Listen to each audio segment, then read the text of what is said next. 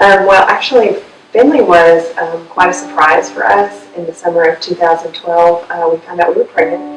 We weren't planning on having another child, and so we found out. We were really excited. And he came in January 29th, 2013, and just was a huge blessing for our family. We had an older daughter, Riley, and a younger son, Charlie, and he just kind of brought all of us together. We were so excited, and the children were so excited to have a little brother in the house.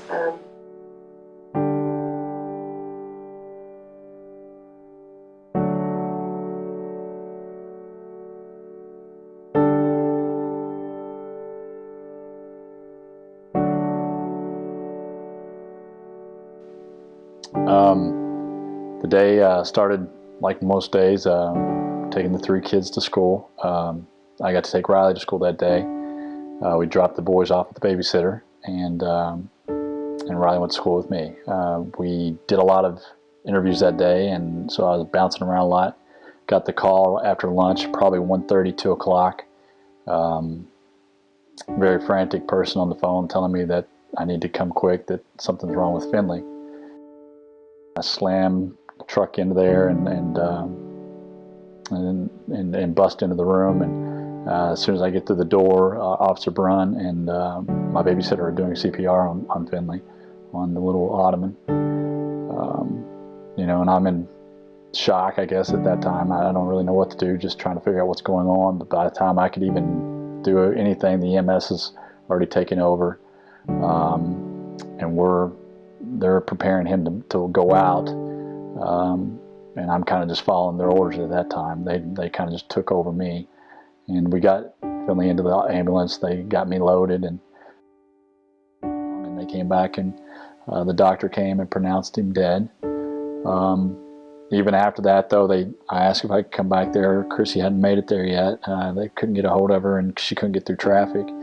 But I asked if I could go see him, and when I got there, they were still working on it, still trying.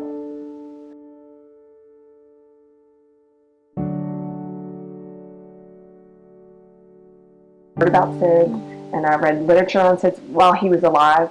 And to tell you the truth, I even honestly practiced unsafe sleep practices with Finley, thinking this is not going to happen to me. So it did. It happened to me, and I think that is part of why we're here and what we do, is because it can happen to you. You can be doing all of the safe sleep practices, and for unexplainable reason, yeah, he died. When we had friends, we have neighbors here that live close to our home, and they were heartbroken as well. They knew Finley. They were around Finley in a short 3.5 months. They were avid runners. They were in races, and they wanted to do something impactful for us because they knew how much we were hurting. And so they just, in their minds, decided we're gonna do a race, and we're gonna honor Finley's life, and we're gonna raise money for SIDS awareness. So the whole first year it was their doings.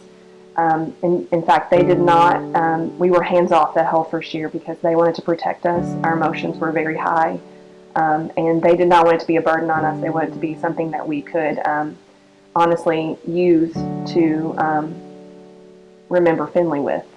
Out of that has come, we're now in the 3rd annual Finley 5K.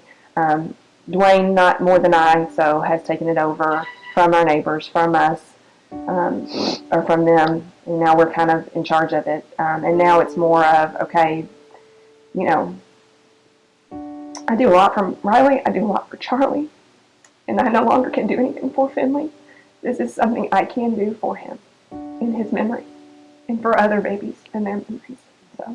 Every year we set out, if we can just save one child through either safe sleep practices or people hearing about the situation and maybe making a better choice, or getting involved and donating money, and that you never know, that $10 or that $100 might be the tipping point when it comes to research. You just never know. So that's kind of where we just keep trying to push it, and it's mental health for us. to try to stay. And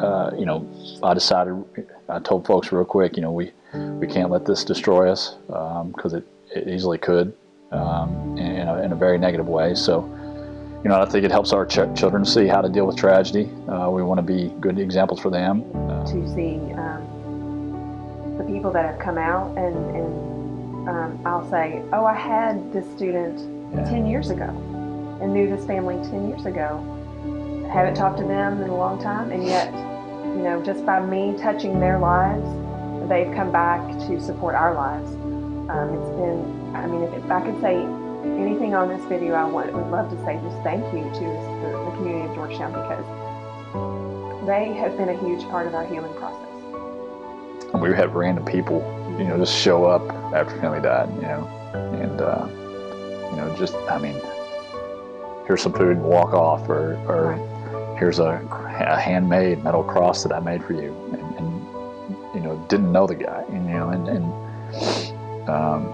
we learned who he was and learned a little about it, and got to know him now, but had no idea. And just the people in Sky County are awesome. They just, every tragedy, and with the schools, we see those things and get involved too, but it's amazing what this community can do for people that are going through a tough time.